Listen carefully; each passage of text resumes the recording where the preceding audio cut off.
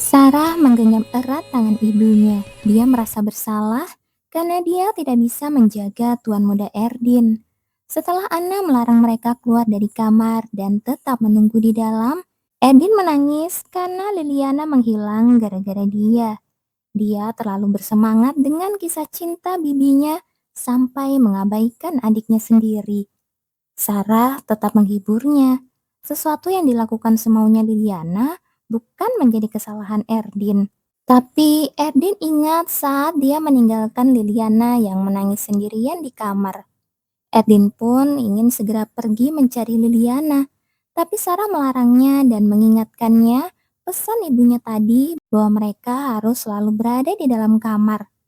Tapi Erdin bersikeras akan mencarinya sendiri, karena dialah yang paling tahu apa yang akan Liliana lakukan. Ayahnya juga pernah bilang, kalau kita harus bisa melindungi sendiri orang yang berharga bagi kita. Karena itulah, Erdin pergi sendirian untuk mencari adiknya. Kemudian Sarah yang ditinggalkan mulai merasa gelisah, karena Erdin belum juga kembali. Sarah membuka sedikit pintu kamar dan mengintip keluar. Namun di sana, dia melihat jubah tidur milik Erdin tergeletak di lantai. Putri Nadia dan Pangeran Nasir datang ke tempat kejadian. Di balik jubah Erdin ada sebuah lambang, dan itu adalah lambang milik para pedagang budak. Kilian dan Edith terkejut mendengar pernyataan itu. Apalagi, sepengetahuan mereka, para pedagang budak hanya menargetkan rakyat biasa. Lalu, bagaimana bisa mereka masuk ke dalam istana? Ternyata, hal ini memang belum diumumkan secara resmi. Itu dikarenakan belum adanya bukti yang jelas mengenai masalah ini. Bahwa dalang dibalik para pedagang budak adalah bangsawan kerajaan yang merupakan calon pewaris kuat. Setelah mendengar informasi bahwa bangsawan tinggi kekaisaran berkunjung, mereka pasti menganggapnya sebagai kesempatan emas untuk memulai perang. Jika bangsawan kekaisaran mengerahkan pasukan sesuka hati di Hamed demi merebut kembali Erdin, itu bisa meninggalkan konflik dengan alasan bahwa seorang pejabat negara asing telah menggunakan kekerasan. Putri Nadia meminta Nasir untuk segera bergerak secara resmi dan tegas. Mereka akan membuat laporan kepada Yang Mulia bahwa pasukan kerajaan akan dikerahkan karena situasi darurat diplomatik. Putri Nadia juga meminta bantuan Kilian dan juga para kesatria yang menyertai mereka ke Hamed. Kilian pun langsung menyetujuinya. Meskipun jumlah kesatria yang dibawanya sedikit, tapi mereka adalah pasukan elit dan Kilian juga akan ikut serta. Mereka pun segera bergerak menuju tempat yang diduga sebagai markas para pedagang budak. Dan sebuah pasukan dibentuk yang dibagi menjadi ke dalam 3 tim, yang dipimpin oleh Putri Nadia, Pangeran Hidayat, dan Putri Nadia kemudian melirik ke arah Putri Catherine. Dia pernah mendengar bahwa pelayan itu sangat ahli dalam menunggang kuda. Karena ini adalah situasi di mana satu orang saja akan sangat berharga, dia pun meminta izin Kilian untuk membawa Putri Catherine yang saat ini sedang menyamar sebagai pelayan. Setelah rombongan selesai menyusun rencana dan berangkat menyelamatkan Erdin, Edith hanya bisa menunggu sambil memangku Liliana. Edith merenung sambil memandang keluar jendela. Sebenarnya, terkadang dia juga penasaran. Bagaimana jika hasil dari melawan sang penulis asli bukanlah membuat dunia ini menjadi bebas, tapi malah menjadikannya tokoh utamanya. Kehidupan yang diberikan oleh cerita kepada tokoh utama wanita yang penuh kasih, di akhir penderitaannya pasti akan terjadi hal baik yang berlipat ganda. Setiap kali terjadi hal buruk, selalu muncul seorang penyelamat dan kehidupan di mana hasil terburuk yang tidak bisa diatasi tidak akan pernah terjadi. Kalau saja kenyataannya memang begitu, tapi kenapa sekarang dia merasa setakut ini? Edith menangis sambil mengenang masa lalu, mulai dari saat lahirnya Erdin sampai dia tumbuh besar seperti sekarang. Liliana yang ternyata belum tidur bertanya kepada ibunya itu, kenapa ibu menangis? Liliana pun meminta maaf karena kakaknya telah menghilang gara-gara dia. Edith memeluk putrinya erat dan berkata bahwa semuanya akan baik-baik saja. Penyerangan terhadap markas para pedagang budak tengah berlangsung. Dengan kemampuan berkuda Catherine yang luar biasa, dia berhasil menyelamatkan Erdin.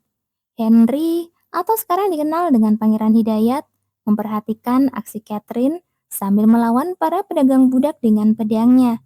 Sampai dia menyadari ada seorang pemanah yang sedang menargetkan Catherine. Pangeran Hidayat langsung bergerak menghalanginya. Meskipun dia terluka terkena serangan panah tersebut, dia bersumpah tidak akan membiarkan satu helai pun rambut Putri Catherine tersentuh. Sementara Catherine terus fokus menunggangi kudanya dan bergegas kembali ke istana. Edin pun berhasil diselamatkan dan berkumpul kembali dengan ibu dan adiknya. Penumpasan pedagang budak telah selesai. Putri Nadia dan Nasir juga sudah kembali ke istana. Catherine pun datang menemui mereka dengan mata bengkak setelah menangis haru melihat pertemuan kembali antara ibu dan anak yang terpisah. Putri Nadia memang sengaja memanggil Putri Catherine karena ada hal penting yang harus mereka bicarakan. Tapi sebelumnya, Catherine juga menyampaikan rasa terima kasihnya karena Putri Nadia telah mengizinkannya untuk ikut menyelamatkan Erdin. Karena jika tidak, dia mungkin tidak akan pernah punya keberanian untuk bertemu dengan Kilian dan Edith selamanya. Karena awal dari semua masalah ini adalah karena perbuatannya. Pihak kekaisaran juga tidak bisa menanggung akibat dari tindakan buruknya sendiri.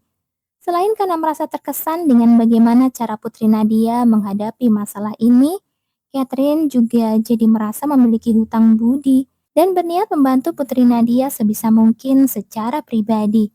Putri Nadia pun tersenyum. Sekarang dia mengerti kenapa Pangeran Hidayat bisa jatuh cinta padanya.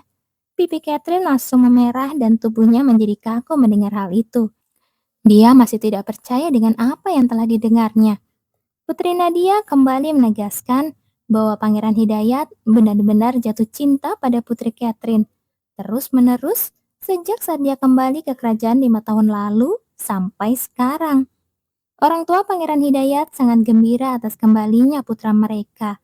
Tapi karena mereka tidak mau memperlakukan pria dewasa seperti anak kecil, mereka tidak secara langsung membantunya mengamankan posisi di sini. Karena dia muncul secara tiba-tiba, tentu saja dia tidak memiliki kekuasaan sama sekali. Dia bahkan mengetahui bahwa arus politik terhadap kekaisaran secara keseluruhan tidak bersahabat. Tidak hanya dia tidak akan bisa menikahi Putri Catherine, tapi juga Edith dan keluarga Duke Ludwig juga bisa mendapatkan masalah. Karenanya, Pangeran Hidayat berniat menghentikan perang dengan cara apapun. Saat menjalin kerjasama dengan Putri Nadia, Pangeran Hidayat meminta dua hal. Pertama, hubungan damai dengan pihak kekaisaran. Dan yang kedua, melanjutkan pembicaraan pernikahannya dengan Tuan Putri Kekaisaran. Putri Nadia tertegun dengan cinta yang sangat besar yang bahkan melebihi cintanya akan negara. Kemudian dia menyetujuinya asalkan dia bisa naik menjadi ratu. Musuh yang mereka hadapi adalah orang-orang yang akan melakukan apa saja demi alasan terjadinya perang. Pangeran Hidayat merasa cemas dan ingin melindungi Catherine dan juga kekaisaran. Ternyata, Pangeran Hidayat yang nampak kesal saat bertemu dengan Catherine di malam itu sebenarnya karena rasa khawatirnya akan keselamatan mereka. Dan juga karena dia segera bergegas menemui dan memarahi Nasir karena tidak memberitahunya bahwa Putri Catherine juga ikut ke Hamed.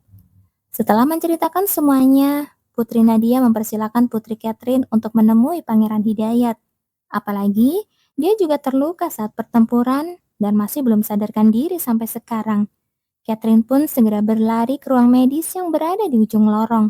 Sementara Putri Nadia pergi untuk menghadap Yang Mulia. Catherine membuka pintu dengan kasar, dan di sana Pangeran Hidayat tengah terbaring dengan tubuh yang penuh perban.